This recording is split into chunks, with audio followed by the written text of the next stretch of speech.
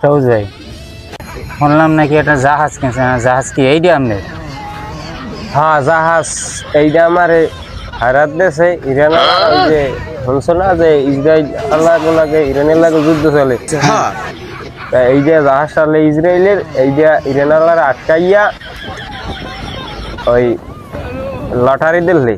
হ্যাঁ, এই জাহাজের মতো 1000 জাহাজ আটকাইলে ইসরায়েলের এই ধরিয়া একটা রাষ্ট্রে একটা জাহাজ খারাপ দেশে। তাই আমি লটারিতে পাইছি এই দিয়া। আমি খারাপ দেশে আমি আনছি, এখন ইরানের আবার সাহায্য করা লাগে না।